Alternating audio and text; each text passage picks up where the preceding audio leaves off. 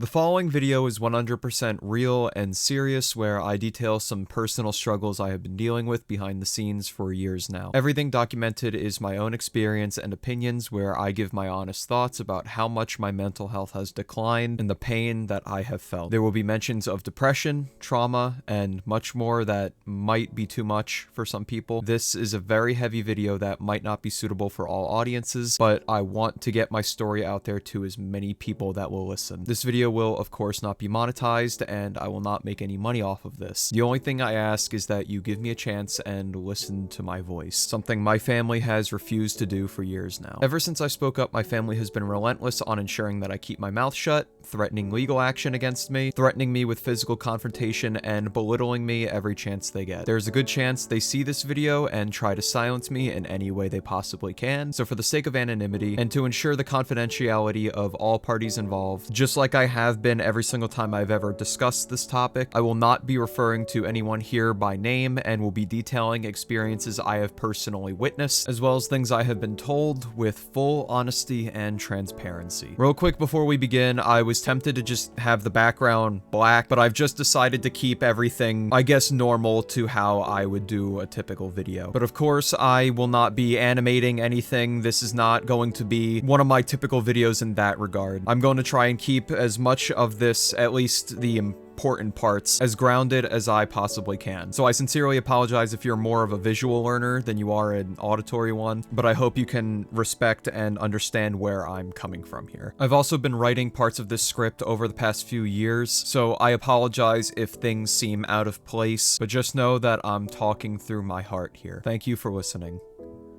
Hello everyone, my name is Nightwing7974, well, at least that's what my audience knows me as. Behind the scenes, my name is Tyler, and for the past few years, I have experienced so much heartache. I've shared my story over on TikTok to millions of people already, so if you haven't heard it before, this is your opportunity to do so. For the past 2 decades of my life, I have lived with my mom and my grandfather. I never had a steady father figure in my life, and my grandfather was the closest thing to that. All my life, I grew up here, where I currently live. Just the 3 of us. And every weekend when I was off from school, we would go out to breakfast together at the local diner. Regrettably, I was an iPad kid. I would sit there with my mom and Pop, playing Angry Birds and zoning out, not really interacting. And while I did that, my mom would bring pictures with her, old pictures from when she was younger. And she would talk to my grandfather about childhood places and the memories associated with them. And I remember 10-year-old me sitting there every weekend, being bored out of my mind, hearing these boring conversations about things I, honest to God, did not care about. And one day I asked my mom, "Why do you talk about these things? I hate hearing about the past and it's boring. Why can't we talk about something else?" I was tired of hearing the same thing every weekend. 8 years go by. My grandfather developed dementia. 2 years later, we lost him.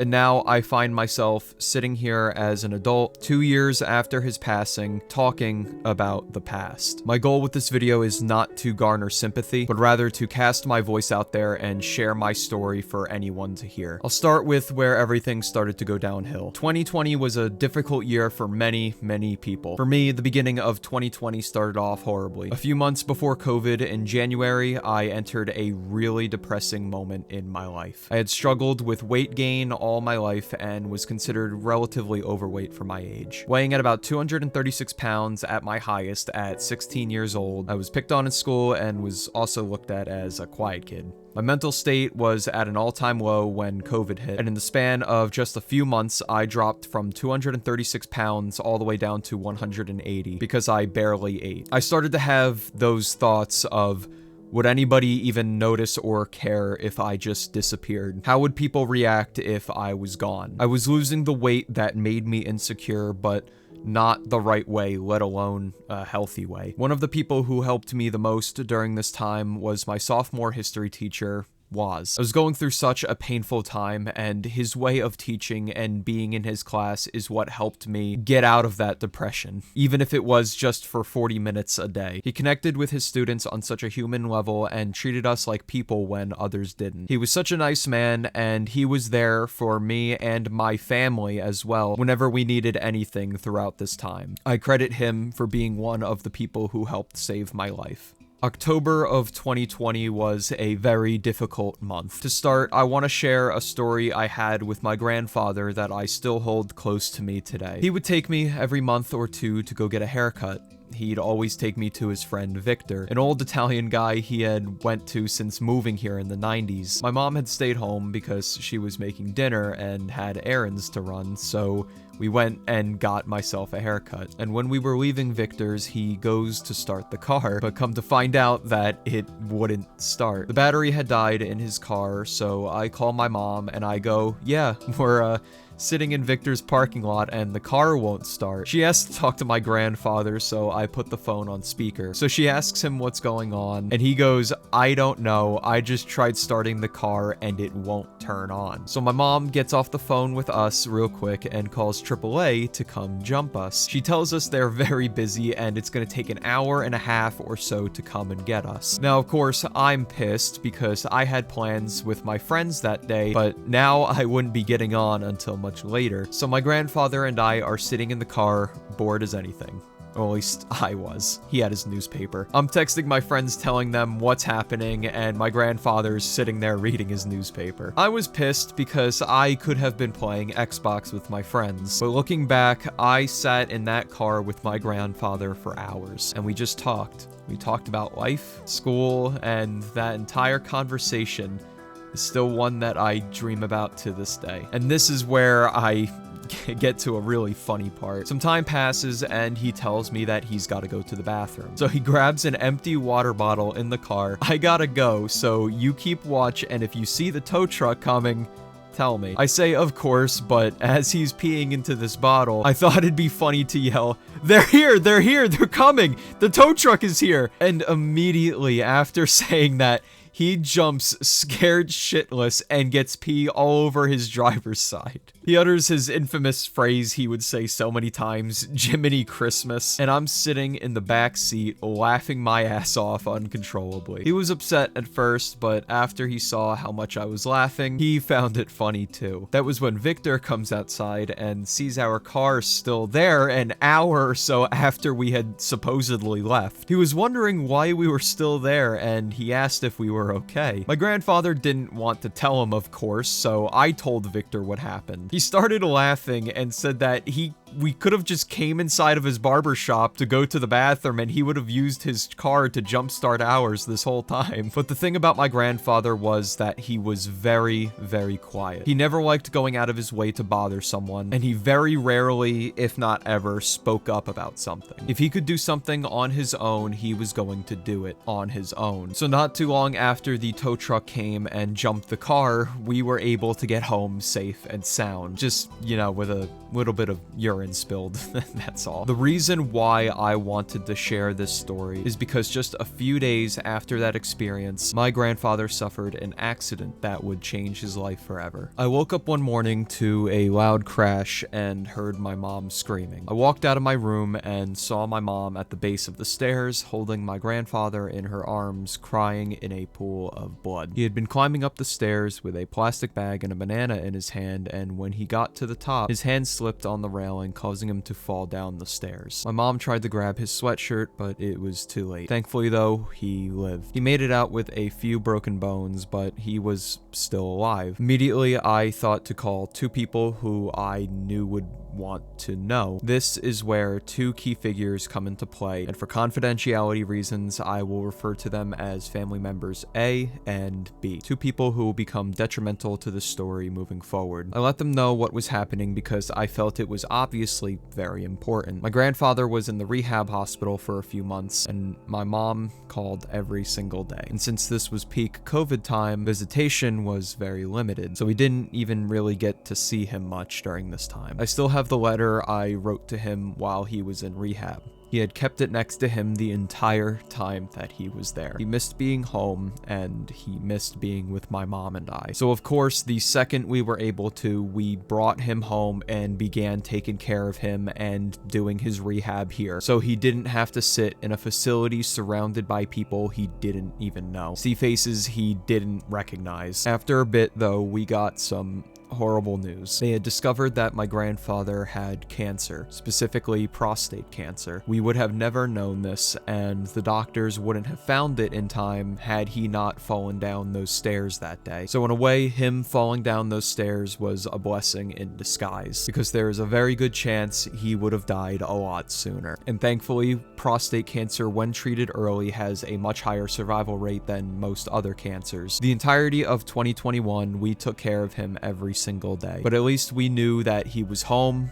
and he was comfortable. And in September of 2021, I got into a long distance relationship with my girlfriend. And by long distance, I mean nothing too major. The gap was only a 4-hour drive, so we were still relatively close. Now, this is where I might catch some fair criticism for this risk, and I am fully aware. Out of respect for my girlfriend, I am going to simplify this to her living condition was not the best, and her family even worse. So I had went to my mom, and I asked her if she could come live with us. She said it was okay. Then I went to my grandfather, the main person who I wanted to get permission from before I did anything. After all, it was his house, and it was the right and respectful thing for me to do. Ever since I was little, my grandfather always told me that one day I'm gonna find a pretty girl. I would always tell him that girls are gross and that would never happen. Typical young boy talk. So when the day came and I told him that I was finally in a relationship and I had found someone, I'll never forget that he had a tear in his eye. I told him all about her,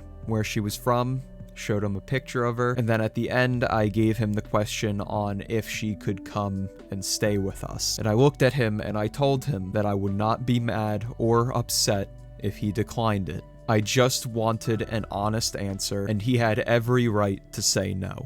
But he did not. He trusted me and welcomed my girlfriend with open arms. The day we drove to go get her, I had asked family member A if they could stay with my grandfather for just a couple hours while we took the drive. They agreed, and I thought nothing was wrong. But when that day came, I found my mom crying in the driveway right when we were supposed to leave. Turns out, when family member A had arrived, they had screamed bloody murder at my mom, cursing and berating her and criticizing her for allowing my girlfriend to stay here. All that animosity was thrown at my mom, and none of it was directed towards my grandfather, the one who approved this and allowed it to happen. Even me.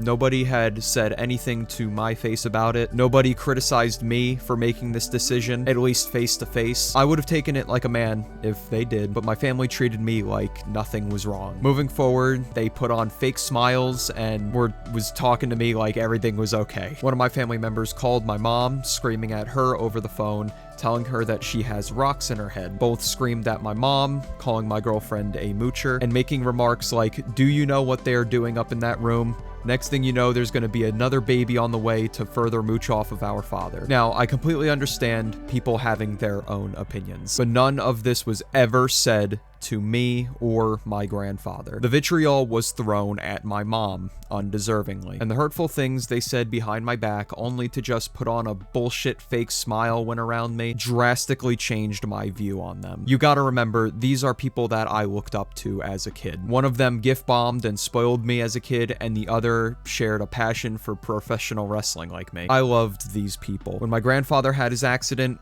one of the first things I did was call them to let them know, because I thought of family first. But this incident was where I began to see some true colors. The same people who had always told me I had a good head on my shoulders have now turned on me, essentially calling me stupid by thinking I'm dumb enough to let an accident happen and get a girl pregnant, which, yes, I know is always possible. Believe me, I would know a thing or two about accidents because I am one, and I have to live with that every single day of my life. But I would never willingly put a burden like that onto my grandfather. My grandfather loved my girlfriend. Every day when I went in and talked to him, he would always ask me if I was taking good care of her. There were a few times he opened his wallet to give my girlfriend $20 to make sure she was being taken care of, and when my girlfriend would decline, he would have my mom give it to her. He always said when the two of us would argue or bicker that we should have our own sitcom together. He thought we were so funny, and when he saw how happy I was, that was all that mattered to him. I want it known that my girlfriend also just didn't sit around doing nothing all day. She always stepped in whenever my body gave out, and my grandfather felt so bad whenever she helped because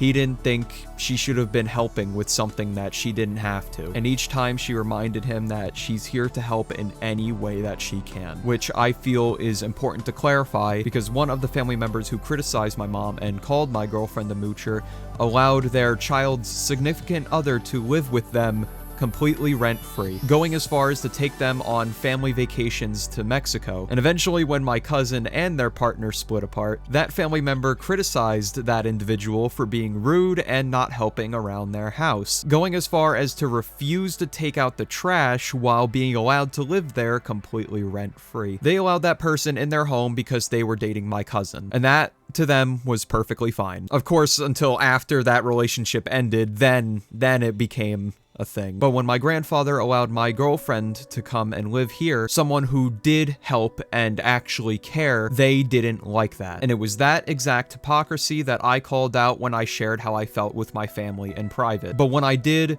they chose to completely ignore what I had said and just claim that it wasn't right for her to just live here without any accountability, even though they willingly accepted and let that same thing happen right from under them. They glanced over the completely valid criticism and hypocrisy that I confronted them with. I was young and in love at the time. I made a split decision to brainstorm an idea to try and save my relationship, but the one thing I prioritized over everything was ensuring that I had the proper permission from my grandfather, and that move would not have happened had I not been given his blessing. People in my family have the right to feel how they want to feel, but after my grandfather agreed, whether they liked it or not, that was the decision that he had made. And that criticism gets completely invalidated when someone had done that exact thing before. And this is where I began to truly realize what I was dealing with here. While I was always open and honest with my family, that was never, not once, ever reciprocated back to me. Instead, I was given fake smiles and treated like nothing was wrong. And I just wanted to add that my girlfriend and I are actually still in a relationship, and this year we will be celebrating our 5-year anniversary together. And at 22, unlike what my family thought would happen to me, I do not have a child. My grandfather soon began showing signs of dementia. It started off simple with asking questions he already knew the answer to eventually waking up in the middle of the night scared, trying to walk out of his room with his walker because he thought people were shooting at him. He hallucinated scenarios like his Western movies he loved to watch becoming a reality, pretending like he was in a prison yard, and one night he kept saying he was on the roof of the house and needed to get down. This began happening multiple times a week. My mom and I lost so much sleep because we stayed awake listening to ensure he wasn't getting up to hurt himself. There would be so many times he would end up getting up and falling,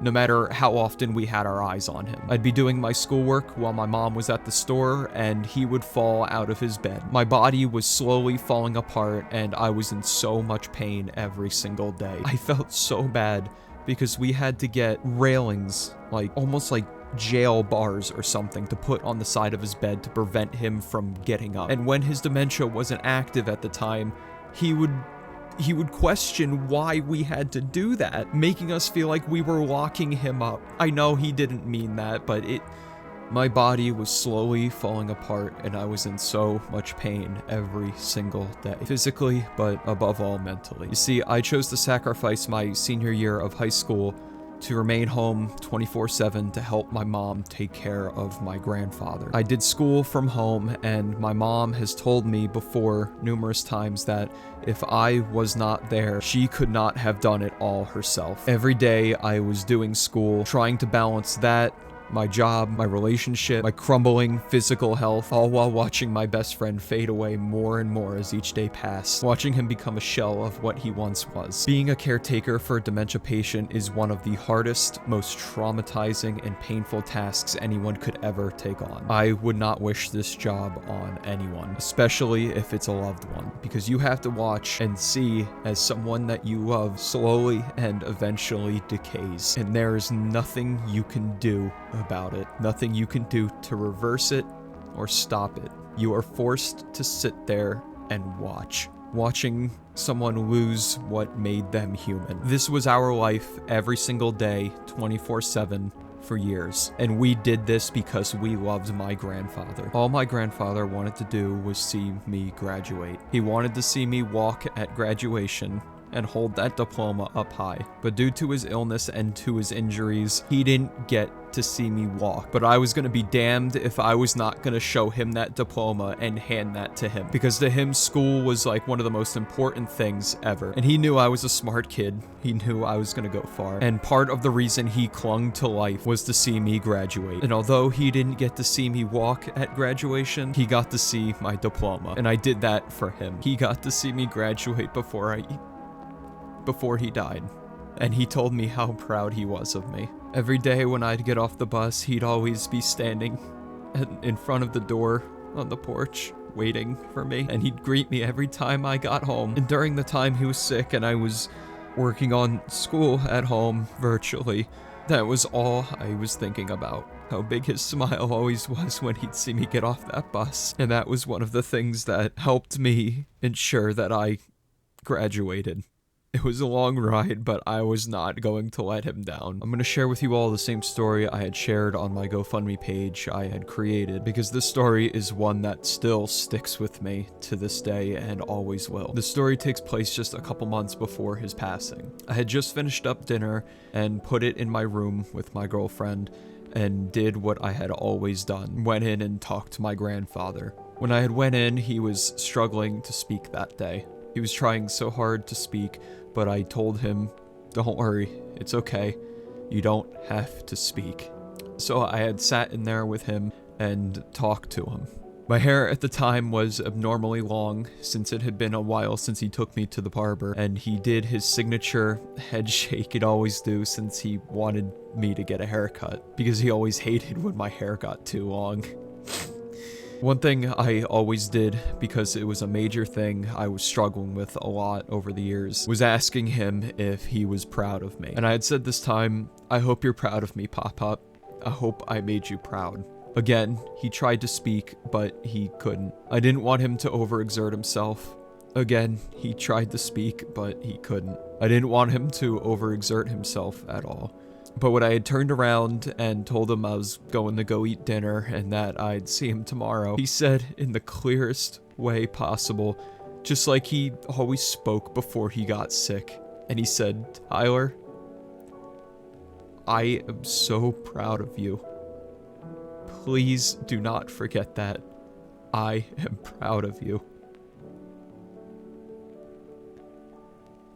At that point, I couldn't take it anymore. I looked at him and I said, I love you so very much. I ran into the bathroom and broke down. I cried the entire night. As the years went on, the dementia tore away at him more and more, but at that point, he was fully there. He didn't want me to worry. He knew that I wanted to make sure I made him proud. Even now, all these years later, I cannot comprehend or let alone grasp the entire time how he struggled to speak. He couldn't get a single word out that entire conversation, but right at the end, he spoke as if nothing was wrong with him. I still don't know where I align religiously, but this experience was definitely something that had given me at least a little faith that a higher power was at play that night. An important detail that I will not leave out and have never left out, contrary to the claims that this individual has made, was that family member B lives multiple states away. So as such, they only ever showed up once, maybe twice a year at that, for a couple of days at most while my grandfather was sick, which I will not fault them for, I will not hold them accountable for, and is in the end understandable. What isn't understandable, however, is the fact that they had barely ever called or communicated while my grandfather was sick. While distance is an understandable excuse, not picking up the phone to call your father for 5 minutes once a week just so he could hear your voice is inexcusable. And even when family member B and their family showed up, it almost seemed like they weren't even there for my grandfather. That's the vibe that I got. For example, Every time when them and my cousins would come over prior to my grandfather being sick, my mom would spend her own money out of pocket to buy multiple dozens of bagels for them so they had breakfast when they had come here. And one time when they came to visit, my mom didn't have enough time to run out in the morning and get fresh bagels for all of them because she had to give my grandfather a shower and make him look nice. I'll never forget when my mom was combing through my grandfather's hair for him. One of the first things I heard when they got here was, "Where's the bagels? Are there no bagels?" It was almost like they had came more for the bagels than anything else. So what I then observed was they gave my mom a good amount of attitude and side-eyeing before they went out to go get breakfast themselves and coming back. One of the things the doctors highly suggested and had told us is to not overwhelm my grandfather. Anyone who has ever been around dementia patients know this, and that's too many people at once or too many things at once can very easily overwhelm him and make his dementia even worse. One day when family member B and their family showed up, my mom stopped them before they went into his room and just told them to please go in one person at a time so he's not overwhelmed. What happened? They all went in at once, and my grandfather was terrified. He had no idea what was going on. He had no idea who all those people were who just stormed into his room. We were ignored. I remember very vividly that night his dementia was really bad. He asked us if all those strange people had left. He had no idea what happened that day, and by the time they all left, he didn't recognize a single one of them. One of the things my mother is being accused of is stealing money from my grandfather's savings account for her own personal gain while he was sick. An accusation that occurred before my grandfather had died, and one that they are still adamant she has done today. I will never forget a day when family member A stormed into our home, screaming, yelling, and cursing at my mom, interrogating her about my grandfather's savings account. My grandfather did have a savings account that he himself had closed in March of 2020. Over 3 years prior to his death, 7 months prior to his accident, and years before he fell sick with dementia. After this incident, my grandfather was very shaken up. All the screaming and yelling that family member A had started had upset him and startled him so very bad. He was in a lot of distress and had zero clue on what was happening. For the record, I want it known, family member A was only ever around to play hero, and this person's role and everything was very minimal compared to everything that we had done. They would show up once a week, maybe, in the beginning, to help give my grandfather a shower, but eventually, as time went on, they eventually, slowly but surely, stopped showing up, being relegated to only texting me, asking me how I'm doing and how my grandfather's doing. And still, to this day, I don't understand why they were texting me, asking me how I'm doing, and above all, how my grandfather's doing, when they could have just called and asked him themselves. And that was yet another thing that had rubbed me the wrong way. And one of the criticisms that my family has thrown at me is, why didn't I speak up at the time if this is how I truly felt? And the answer to that is quite simple. Although my feelings towards my family had begun to shift, the last thing I was going to do was open my mouth and cause a scene in front of my dementia bedridden grandfather, who already was under a severe amount of stress as is. So while at the time I did not feel comfortable speaking up, as it stands right now, I am saying something. When family member A eventually slowed down their visits, it was blamed on the turmoil that they had with my mother, because my mom and this person did not get along. But even then, she was never going to stop family member A from seeing their father, so my mom would always stay in her room whenever they were over, staying on a completely opposite end of the house, so they never had to interact. So that was the excuse in the end. They stopped showing up. They stopped coming to see their sick father because of their personal issues with their sister. But even then, phone calls were still limited, and it was relegated to texting me, asking me how their father was. One of the things that quite frankly pissed me off was how it seemed like everyone treated my grandfather like a burden. That is how I saw it. And what's sad is he actually felt that way. I can't even count the amount of times he kept apologizing to us and called himself a burden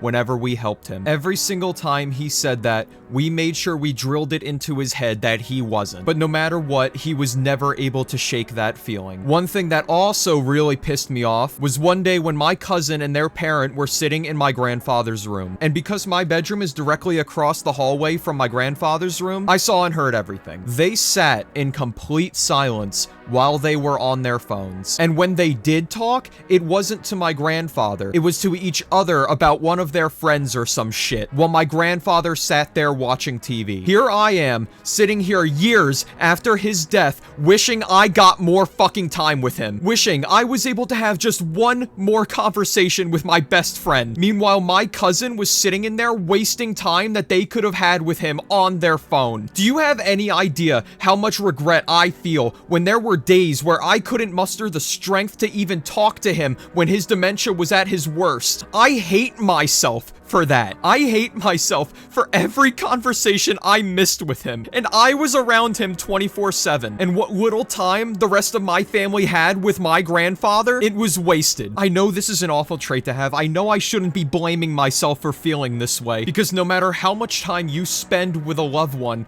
after they are gone, you're going to wish you had more time. I have been fighting with these thoughts for the past 2 years since my grandfather died. These things have kept me awake at night and caused me to lose time with my work. For time and convenience sake, I am going to share the story of the day I lost my grandfather from my GoFundMe story. This was 100% right hand to God what I experienced and witnessed the day of July 9th, 2023. The morning of July 9th, I woke up at around 7:30 a.m. My girlfriend had been awake and she had came into the room while I sat on the bed planning my day. She told me, "You might want to shield your heart, but I think your grandfather is dying." And I chose not to believe it at first. I was in complete and utter denial. My mom was in there crying, but still I chose not to believe it. It wasn't until I heard a faint Tyler coming from his room. That was when I had decided to go in. And when I went in, he was laying in bed. His mouth was open, and he was making this strange gargling or wispy sound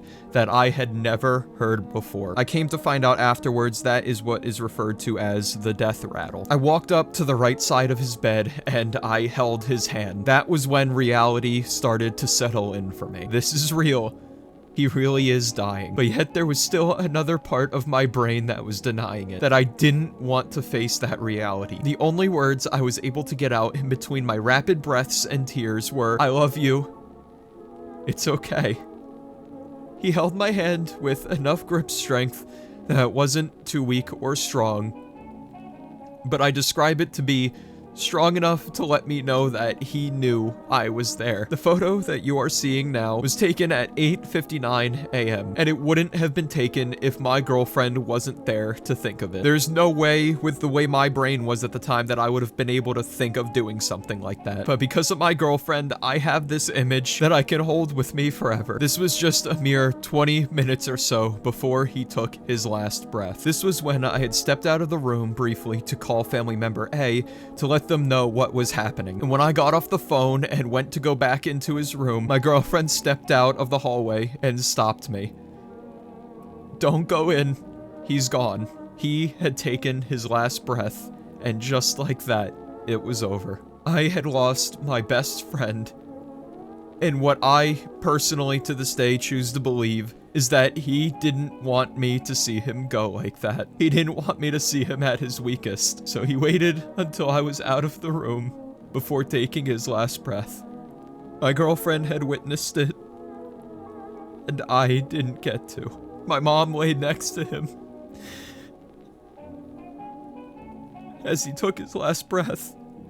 And when he did, he coughed up this coffee ground type substance. Even after he had died, we had made sure he looked as nice as he possibly could. Just like we had always done. My mom gave me his watch that he was wearing that morning. And I keep it next to me every single day in my nightstand.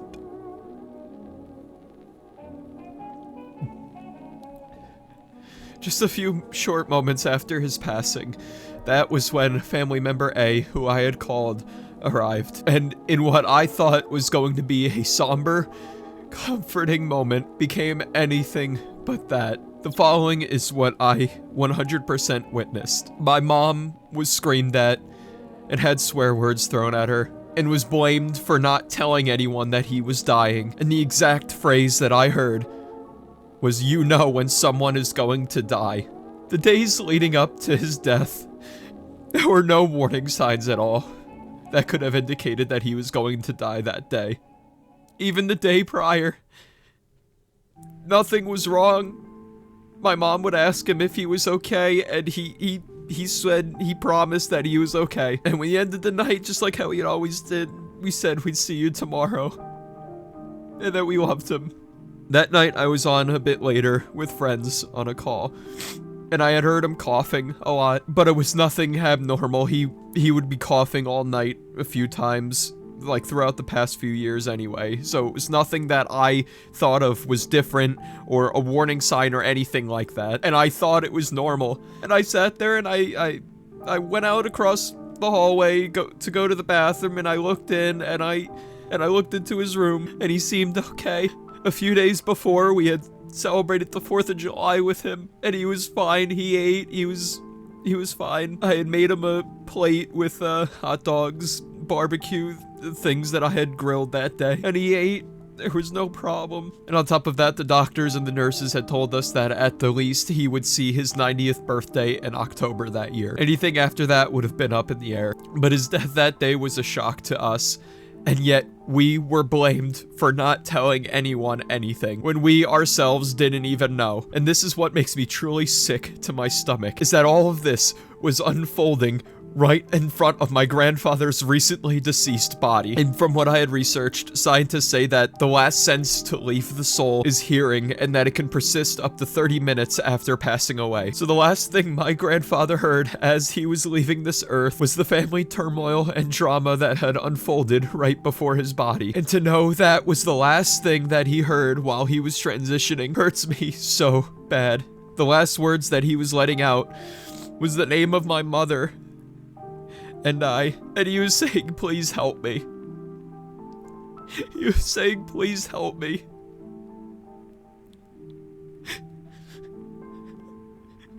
And those were his last words.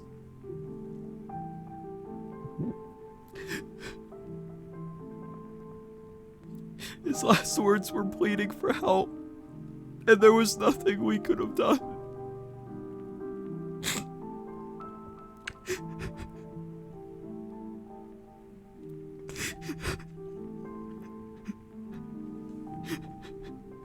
Just like everything up to that point, with his dementia and everything, we couldn't do anything.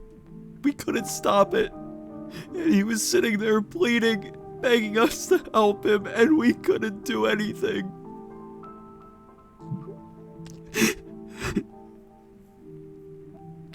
That was the worst day of my life.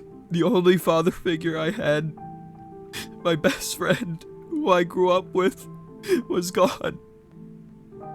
The following month, a day after my 20th birthday, we had laid him to rest in a brief ceremony for him at the mausoleum. I walked in and I was holding my grandfather's ashes. We had him wrapped up in the box that he was in, and then we wrapped his favorite New York Giants blanket around him. And I walked him into the mausoleum, and the second I stepped in there, I broke down. Almost instantly. At the ceremony, my mom and myself were the only ones that I was able to tell visibly showed any emotion, any sadness, any grief. We were the only ones that I could tell cried and felt genuinely impacted by his loss, while the others in there didn't take it nearly as seriously. Grieving is different for everyone, but after spending years of taking care of him and watch him slowly slip away, we were the ones who were the most impacted. We were the only ones that were crying. The rest of the people there were either doing their own thing. My cousin, who I had brought up earlier, was sitting on the pew with their fiance on their phone, talking back to my grandfather's crypt, and everyone there were laughing and making jokes. Now, I am a human being. I know and am able to understand that everyone grieves differently, but if you were to walk in on my grandfather's service, you wouldn't have even been able to guess that someone had died. I sat there crying in front of his crypt, my girlfriend trying her best to console me. The entire 10 to 15 minute or so event was a joke. My mom and I had brought numerous sentimental things to put into his crypt, from his New York Giants gear to pictures I drew when I was a little kid. We made sure his crypt looked as good as we could make it. I laid out his favorite Giants blanket and put everything in. One of the things you can see here in this image is a flashlight. I added this in here because whenever my grandfather would wake up bright and early at 2 to 3 in the morning, he would get up and start his day, and he left these flashlights all around the house, and I would always hear that click. He told us it was always just in case the power went out, and because you never know when you need a light to see something, he would tell me. He had one on his nightstand, one in the hallway, and he'd always give me one for when I needed one. Except every time I used one, I would lose it in my labyrinth of a room, so I would always take another one from the hallway instead. And he would see that a flashlight was missing, so he'd replace it. So eventually, over time, I would discover that all those dollar store flashlights were lost behind my bed. So I had so many flashlights in my room, and when I showed how many to him, he just kept laughing, jokingly saying how I was the culprit that kept stealing his flashlights. It was a sentimental thing that only my mom, myself, and my grandfather would have understood. When I put this flashlight in there, the significant other of family member A stood there laughing at it, questioning why I was putting a flashlight in there. I stood there in disbelief with tears rolling down my face, my cheeks stinging from the pain, and I wanted to say something to him so bad, but I didn't have the strength to do it. I want it known that this individual, almost every time I was around him, ever since I was a little kid, has picked on and bullied me. If you want me to put it simply, an egocentric, self-centered, narcissistic bully who took every single opportunity to belittle or take a dig at someone. When I was little, I was on the heavier side, mainly because to cope with the physical and traumatic abuse I endured from my stepfather,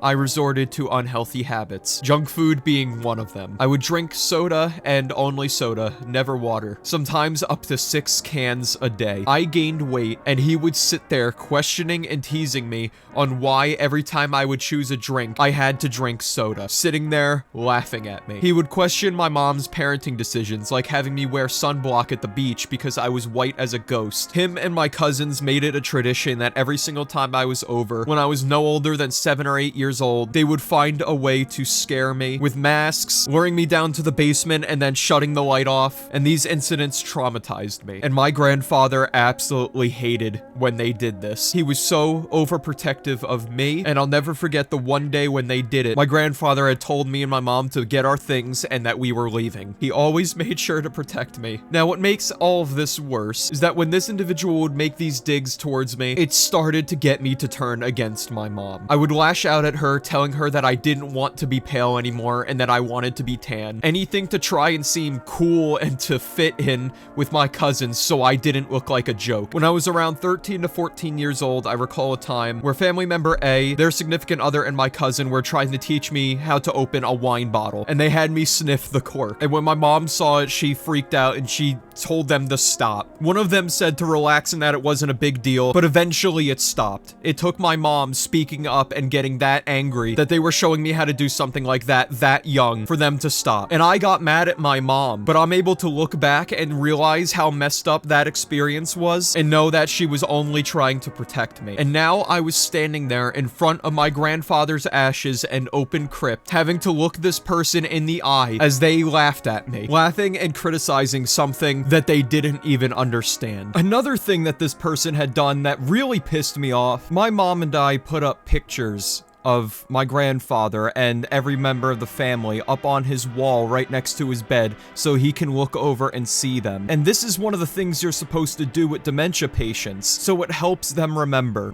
who they are, remember what their life was like. And this person, I recall a time walking into his room and making smart-ass remarks about why we put pictures of the family up on the wall next to his bed, questioning it. I'm sorry, but if you have to question something like that, you are a fucking idiot. When it turned to 2023, one of the things that my mom kept in his room was my class of 2022 graduation balloon, because that was something that we wanted him to remember. And he walked in, saw that balloon, and said, "Oh, it's 2023. Why do you have a 2022 balloon in here?" When it was Christmas time, and it was too much of a struggle to bring him downstairs so he could look at the Christmas tree. He told my mom he wanted a small Christmas tree in his room, so my mom went out and bought him one. And after after Christmas time was over, my mom was going to take it down. And while she was doing it, my grandfather questioned her, well, why are you taking my tree away? So my mom kept it in his room. And when it was a month or so after Christmas, that jackass walks in there. Oh, why you still got your Christmas tree up? It's not Christmas anymore. You gotta take it down. I hope that accurately portrays the vision of the kind of people that we are dealing with. My mom and I put the rest of his things in his crypt, and we said goodbye. Nobody else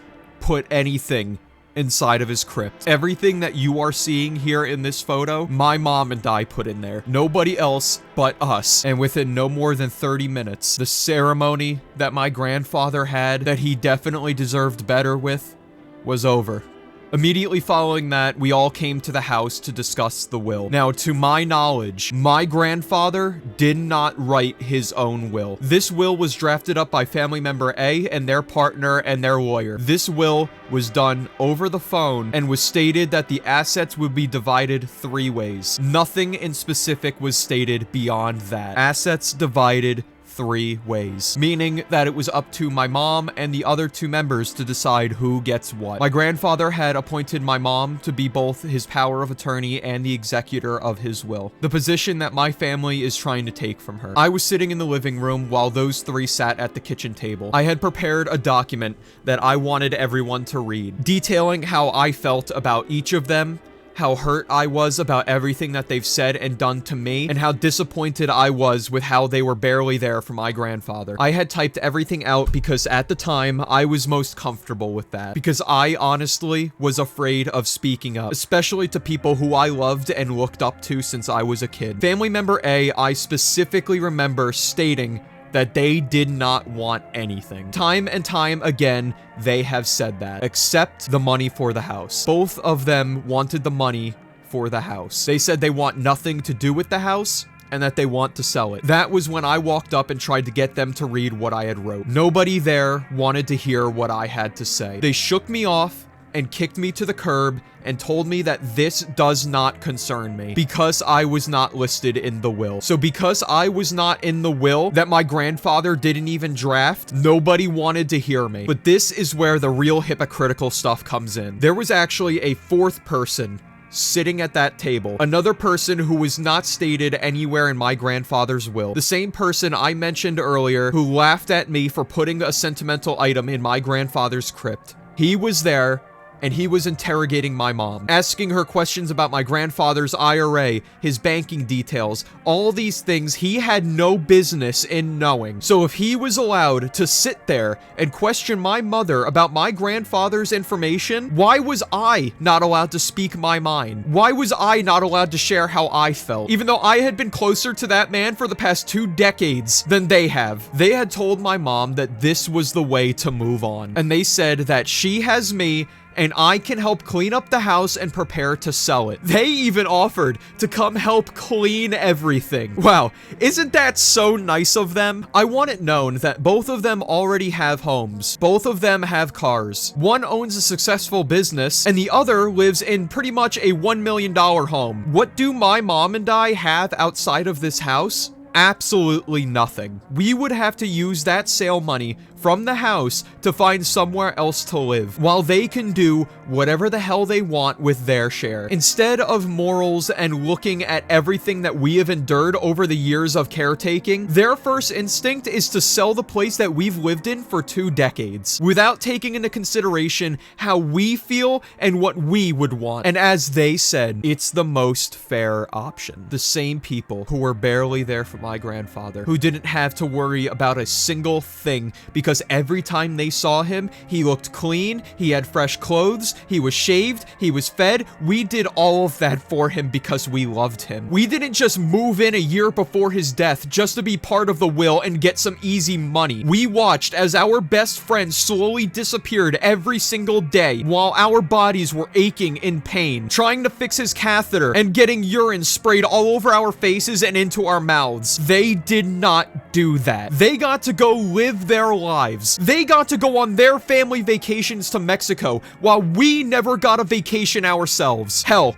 Not even a thank you. We got repaid by being told to pack up 20 years worth of memories and move on the way they want us to, because all we are to them are moochers who lived off of my grandfather. I'm a moocher because I gave up my last years of high school to take care of the closest thing I had to a father. I was raised here since I was an infant, and it feels like I am looked at as a leech. There was zero empathy, zero morals. If we weren't here taking care of him 24/7 like we have, this house would have been sold, and in all likelihood he would have ended up in a nursing home, because I know damn well no one else in this family would have stepped up and endured the same things that we did to take care of him. And the term that was thrown at us was woe is me, making it seem like we are playing the victim card here. The same people who didn't do half of what we did are telling us that we are playing the victim card and throwing a pity party. That right there is a complete and utter lack of empathy. It is so much harder for us to move on than it is for them. Their father is gone,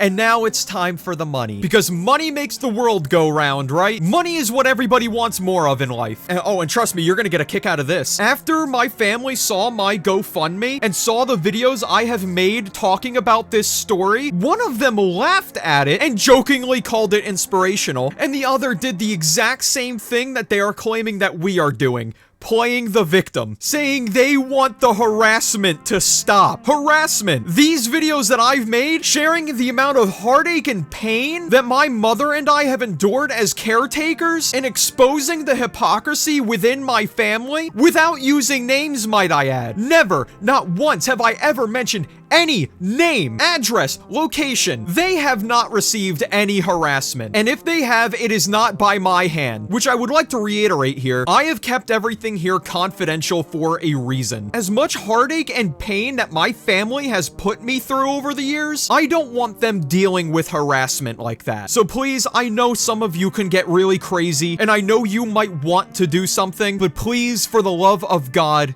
don't. The best thing you can do is share this video, share my story, and prove to my family that my voice means something. My family looks at me like I am a bum, and that is what they treat me as. They are adamant that what I do is not a job. As they have said, playing video games in front of a computer all day is not a job. Now, right off the bat, I agree. Content creation is very unstable and is very difficult to do full time. However, I will not dive too deep into my personal finances on a public platform, but what I will say is that I am very blessed to be given the opportunity to do this full time. While of course I have high and low months, I am so unbelievably grateful for the partners and sponsors I have worked with over the years to allow me to continue what I do every single day. I've had the pleasure of working with the company CurseForge and Overwolf for the past 2 years, who upon hearing about my situation has offered me not only more work, but given me a raise for the videos that I make. So if anyone from CurseForge watches this, thank you so much for not just believing in me, but for seeing something in my work that no one else can, and for allowing me to carry this childhood dream into adulthood. I could not have done this without them, and I well and truly mean that. While my family treat me differently, I really am no different. I report my earnings to the IRS, I pay my taxes, I pay my bills, I bought and paid for in full an almost $2,000 water heater for our home, I pay the property taxes for the house that they partially own now, and anytime my mom needs money for something, I give it to her. Last I checked,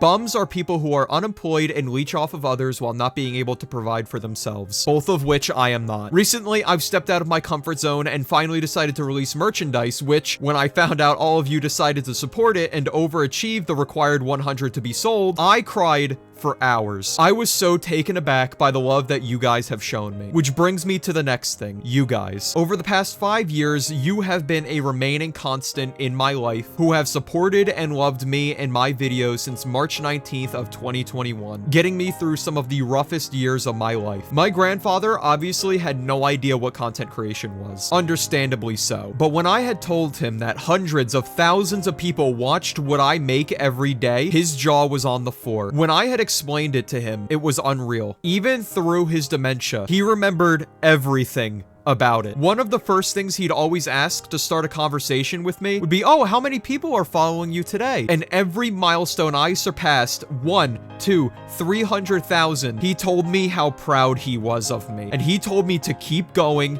and pursue my dream. And when the day came where I was banned at 388,000 followers, all I told him was that I had lost everything. And through my tears, he looked me in my eyes and he told me that this was just a minor setback, that I am far too strong to just give up there and let this consume me. And he said that one day I was going to get back to where I was and achieve even greater things. He said he was sure of it, and he promised me. Later in the year of his passing, just 3 months later, October 17th, 2023, I crossed the 600,000 follower milestone on his birthday. Now, I don't know where I stand religiously like I stated earlier, but that was one of the things that I've encountered that has given me even more faith. That was when I knew I wanted to do this for the rest of my life, because my grandfather believed in me. And even though he's not physically here anymore, he's been with me every step of the way. I don't give myself much credit for anything, but I have busted my ass off over the past 5 years of my life, and I have achieved a childhood dream that no one else in my family can take away from me. While I look at my videos as nothing more than screaming PNGs, you guys see it as so much more. I don't look at that big 700,000 number often, but it's not until you read a message from one of those people telling you that your videos saved their life, that your videos made someone laugh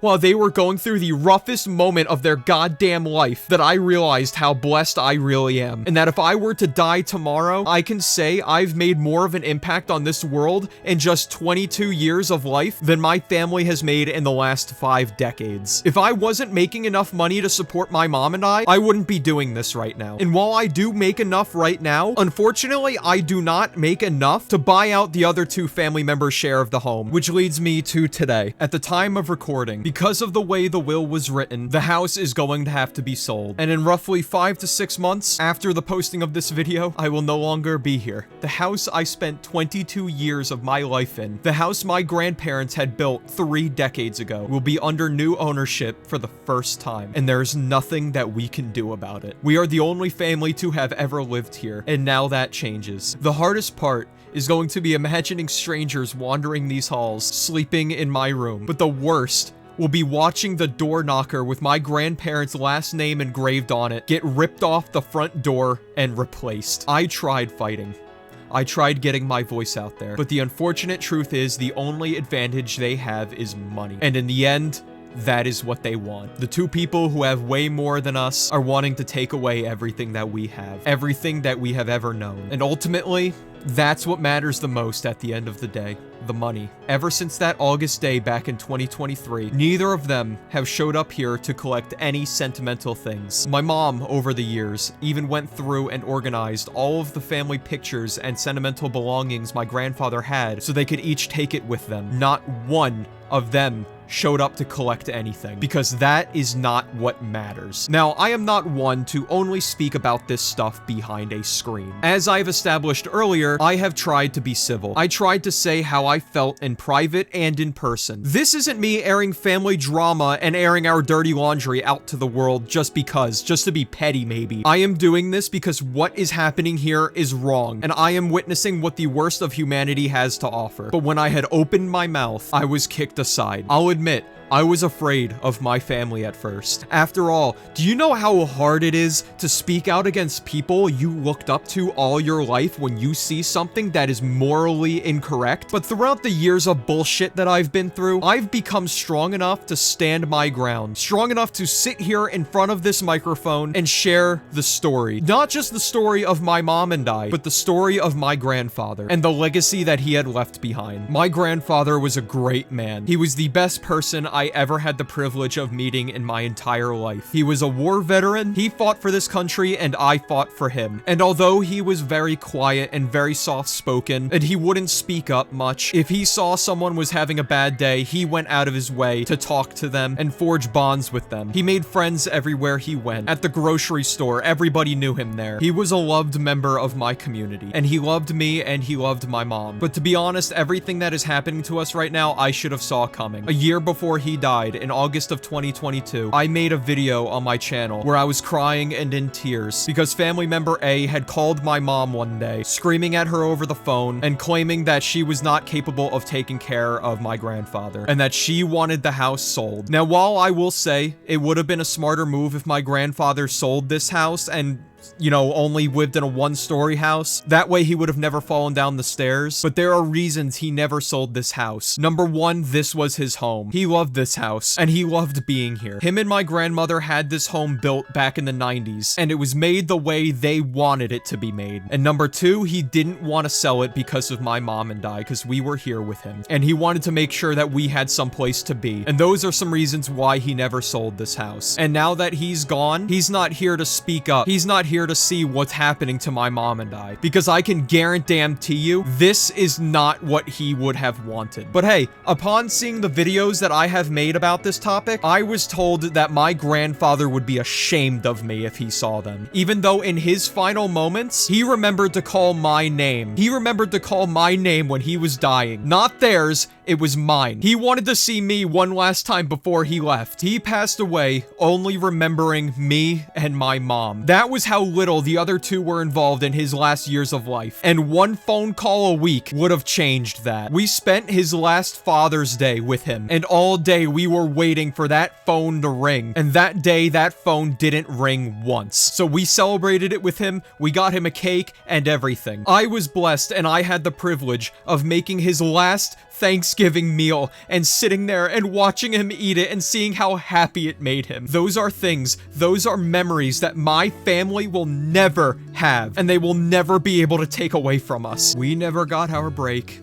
We never got our vacation. We haven't even had the proper time to grieve. We can't even do at the bare minimum what we just want to do, and that's move on the way we can. But in the end, we are the ones who are told how to move on. And I get told that I just want things handed to me. Do you have any idea how fucking sick to my stomach I felt when I was forced to open a GoFundMe to help pay for legal fees? I was told to start a GoFundMe back in 2022 before my grandfather had died, and I didn't, because I felt like shit. Everyone in my life was telling me to start a GoFundMe, and it wasn't until they went to a lawyer that I was forced to. It made me feel like the things that my family were saying about me were true, that I did just want things handed to me. That shit kept me awake for weeks, and with every single donation that was ever given to me, I felt horrible because I couldn't do it myself. It's bad enough that I deal with the fact that I can't save this home on my own. And of course, going back to what I had mentioned earlier about how we were told that we were playing the victim card, I find out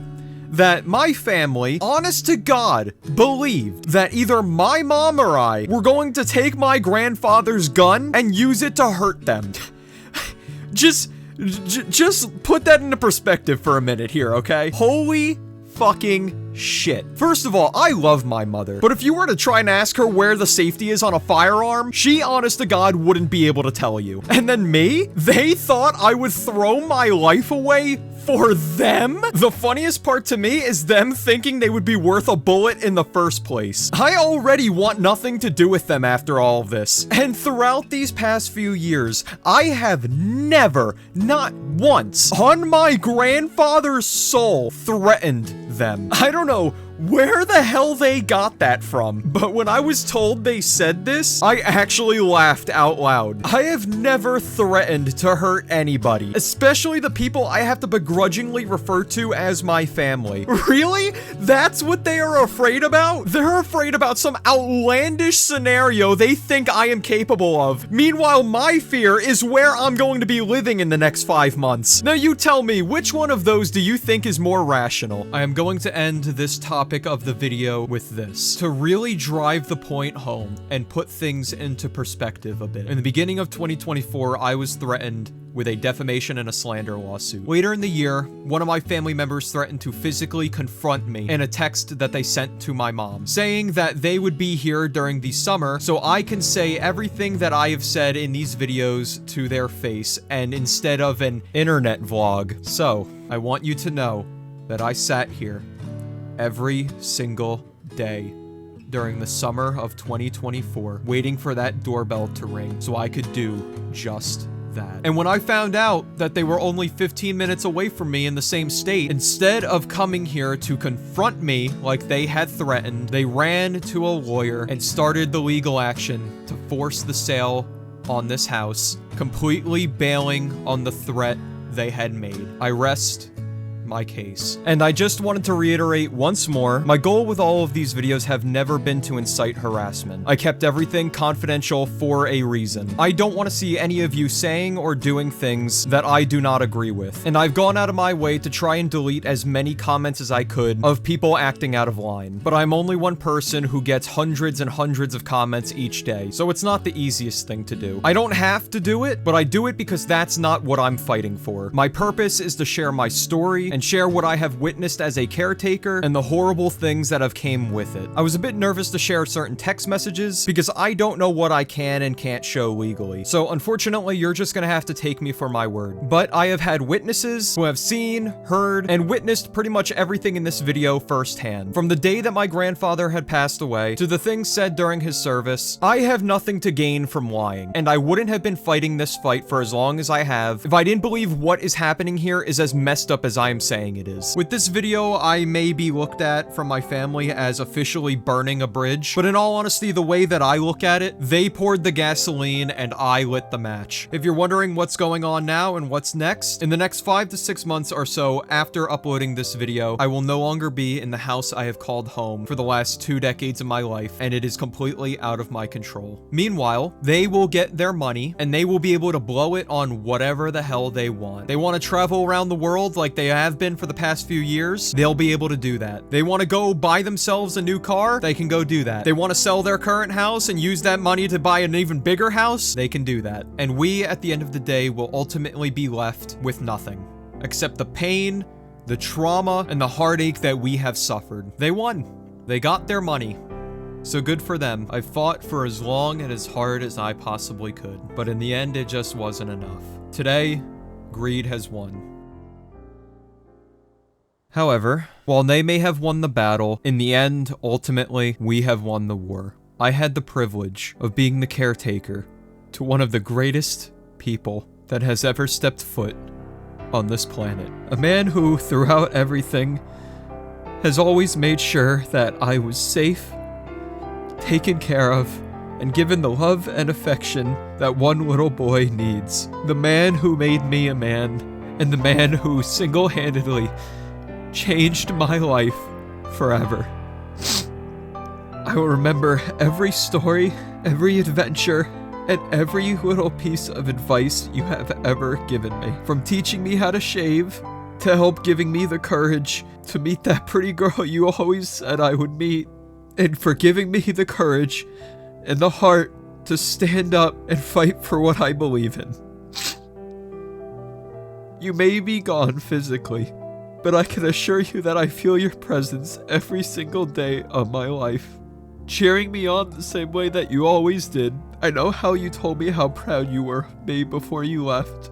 I just hope that still reigns true today, and I'm so grateful to know that even if I ever do lose everything, I will never lose you. I hope one day when I have kids, and my kids have kids, I hope I could be half as great of a man as you were, and I hope whoever moves in here treats this place with the same love and respect that we have for the past 3 decades. Your face, your smile will forever be ingrained in my memory, and even though there was a lot of pain, a lot of heartache, I would go through it all again if it meant I got to talk to you one more time.